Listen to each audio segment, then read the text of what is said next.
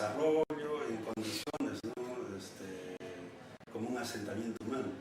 Pero para 1857 Huaura todavía seguía siendo la capital de la provincia, porque esa condición recién la pierde en 1866. Y sin embargo, si revisas el documento, Huacho para 1857 va a tener ya 7 regidores o concejales. Y en cambio, Huaura va a quedar reducido solamente a 5. Ya se establece... Ese documento simplemente establece la cantidad de concejales que deben tener las municipalidades. No es legalmente la fundación de la provincia. No se trata de la fundación de la provincia. O sea, ahí tendríamos que precisar, porque aquí hay...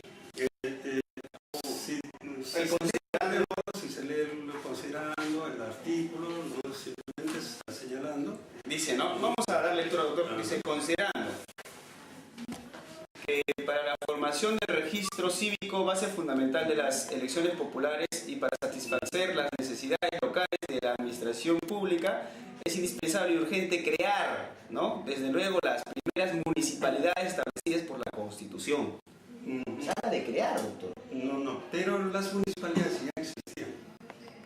El primer consejo municipal, por ejemplo, del Perú Independiente que se establece aquí en Huacho es de 1822. ¿Ya? ¿No? Simplemente mediante este documento se está precisando, ¿no?, afianzando un poco el número de regidores, de representantes del Estado, para un poco mejorar la administración también. Sí. En este documento de 1857 es clave porque permite, pues, que las municipalidades se reordenen, ¿no? Sí, inclusive en este documento no hablamos de la presencia del distrito ni de Santa María ni de Gualmayo, ¿no? O sea, no son considerados como distritos. Me parece que todavía esto es posterior a esta fecha. Claro, esos distritos recién se crean, pues, en diciembre de 1918. ¿No? Son distritos posteriormente a la gestión, lo que ocurre también con el caso de Jarquín, ¿no?, por señalar otro caso, Santa Leonor o Leoncio Prados, ¿no? Son distritos posteriores. Ahora, para la época, la provincia de Chancay abarcaba lo que ahora es Huaral, todo Huaral, y lo que también es la actual provincia de Barranca, ¿no? Para nuestros días tenemos, pues, más de 20 distritos entre estas 3 provincias. Y sin embargo, para la época no llegamos ni a la decena de distritos. Muy bien.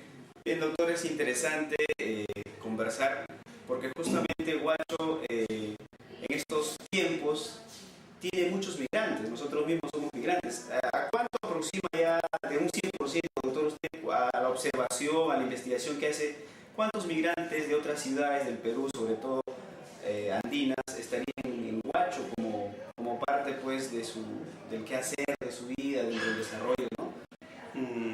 Yo creo que estamos alrededor del 40%. De la población. El año 2003, en que mi provincia bolognesi celebró sus 100 años como tal, nosotros aquí en Huacho nos constituimos en una comisión celebratoria también. Y para el efecto hicimos una especie de censo y detectamos que éramos 300 familias de bolognesinos asentados aquí en Huacho. Y si multiplicamos por 5, estamos hablando de una presencia muy significativa, pues, de chicanos, de bolognesinos en general. Y si a esto le sumamos a los ancachinos en general, a la gente que ha venido de Cajatango y de los distritos altoandinos, realmente la presencia es muy significativa. Inclusive podríamos decir que estaría superando ese 40% de... Claro. La pregunta era, doctor, justamente porque para amar una ciudad hay que conocer las tradiciones, hay que conocer la historia. Y yo veo que en nuestra ciudad, en la ciudad de Huacho, en la provincia de Huaura, siguen llegando migrantes, y es responsabilidad institucional invertir en la investigación sobre nuestra ciudad, revalorar su historia, sus costumbres, su gastronomía, sus atractivos turísticos, etc. Entonces, doctor, siento yo mucha pena que muchas veces no se invierta en este tipo de labores tan encomiables, tan admirables. ¿Cómo hace usted, ¿no? Como para darse tiempo, para investigar, para estar en los archivos, para buscar datos que son pues parte de nuestra historia? ¿Qué presupuesto, cómo ha usted establecido toda esta gran tarea del quehacer de la investigación, del análisis de libros? En realidad no nos hemos dedicado solamente a investigar, sino a crear las condiciones para la investigación. No hay que olvidar que en Huacho ahora tenemos el Archivo Regional de Lima, ¿no? Originalmente apareció en 1992 como Archivo Provincial de Huaura Huacho, ¿no? A iniciativa mía, soy su fundador y primer director. En ese archivo nosotros concentramos toda la documentación existente en las instituciones públicas, en las notarías, de manera tal que ahí tenemos documentación desde 1597. Pero no nos dedicamos solamente a copiar documentación, ¿no? Ahora que estamos hablando, por ejemplo, de estímulo a la lectura y a propósito de tu programa, ¿no? En ese archivo nosotros reunimos alrededor de 250 libros sobre Huacho y alrededores. Imposible de encontrarlo, por ejemplo, en la Biblioteca Nacional o en cualquier otra biblioteca, ¿no? Entonces, si queremos conocer la producción bibliográfica del norte chico en general, no tenemos otro espacio que el Archivo Regional de Lima para identificar. Ahí tenemos el libro más antiguo, por ejemplo, que es de 1889, que se trata precisamente de las memorias de un alcalde de entonces, ¿no? Y sería largo, indudablemente, historiar, ¿no?, a cada uno de los libros que tenemos ahí, pero tampoco nos limitamos solamente a copiar libros, sino también periódicos, ¿no? Periódicos sobre la zona, producidos en la zona. Tenemos alrededor de 300 colecciones de periódicos y revistas. El periódico más antiguo de Huacho que tenemos en conservación dentro de este archivo regional data de 1866, ¿no? El 2 de mayo. Esto ameritó precisamente un trabajo de investigación que la publicamos el año pasado con el nombre de El periodismo en Huacho, 1820-2000. ¿No? Pero en este archivo también tenemos fotografías, tenemos alrededor de 10.000 fotografías, muchas de ellas indudablemente a colores, pero para nosotros, para la investigación histórica, lo más significativo son las fotografías en blanco y negro, ¿no? Tenemos fotografías desde 1896, ¿no?, prácticamente hasta la actualidad. Y así yo creo que este espacio es muy significativo, pero indudablemente no es el único. En Huacho tenemos el archivo del Obispado de Huacho, que está también en pleno servicio, solamente los sábados y domingos, y que es muy visitado por los historiadores, ¿no?, no solamente nacionales, sino también del extranjero. Y ni qué decir, bueno, de la biblioteca, ¿no?, que tenemos en la Casa Balcón de Huaura, ¿no?, que para suerte nuestra tiene pues la colección del sesquicentenario, ¿no?, alrededor de 80, 90 tomos, y en muchas de sus páginas está indudablemente, ¿no?, la participación del norte chico en el proceso de la independencia. De tal manera que tenemos una valiosa documentación, una valiosa colección de libros, de revistas, de periódicos, de fotografías, ¿no?, que nos han permitido, ¿no?, realizar la investigación, y en esta labor estamos. Nosotros tenemos publicados sobre Huacho más ya de 20 libros y estamos próximos indudablemente a presentar la siguiente publicación. Doctor, es indudable que no todos los maestros universitarios, los maestros de escuela pública, por diversos motivos, sobre todo el presupuestal y el económico, no se han dedicado a la investigación. Gracias a la empresa de este canal nosotros vamos a poder llegar a muchos jóvenes, porque es de señal abierta, no es una empresa exclusiva como podría ser las televisiones locales que tenemos. Y la pregunta va referida a qué ha sido lo que le ha motivado a usted a la investigación, porque indudablemente la lectura debe ser una de sus virtudes, una de las pasiones que a usted ha cultivado, Es por ello que le ha impulsado pues a investigar, a leer, a formular nueva información, un poco a refrescar las dudas, las incertidumbres que tenemos sobre muchos de los personajes de la historia de Huacho. Sí, yo creo que esto viene de formación tanto en la casa como en la escuela. Yo provengo de un hogar de maestros. Mi padre fue un profesor de educación primaria que trabajó en infinidad de centros educativos de los más recónditos pueblos de mi provincia, y en cada pueblo él realizaba la investigación sobre la realidad, ¿no?, del lugar, recopilando los mitos, las leyendas, las tradiciones. Entonces nos ha legado alrededor pues, de 20 monografías de distintos pueblos, ¿no? Entonces eso yo creo que ha sido un estímulo principal. El haber tenido profesores como en la secundaria como Carlos Collante de los Santos, por ejemplo, natural aquí de Vegeta, que nos incentivaba a realizar visitas de estudio, a redactar informes. Gracias a él, por ejemplo, nosotros constatamos que los orígenes del río Santa no estaban en la laguna de Conocoche, sino estaban en otro lugar, ¿no? Entonces, estímulos... Eso fue un maestro que estimuló, que motivó a que usted empezara esta tarea tan heroica. Y en la lectura, encontrarme aquí, por ejemplo, con la presencia de Jesús Elías y Pince, ¿no? Claro, él había fallecido en el año 59, pero hurgando entre los documentos, en los periódicos, me encontré con trabajos de él, y eso indudablemente también fue un estímulo. Eso estuvo oculto en los archivos, casi ya terminándose con toda esta labor que hizo Elías y Pince. Y usted... Sí, y gracias a lo que encontramos, hemos publicado ya 5 libros de él, ¿no? Esperamos en los próximos meses publicar un 6º libro, y más adelante de repente unos cuantos libros más, porque felizmente hemos logrado acopiar material como para unos 10 libros de Jesús Elías y Pince.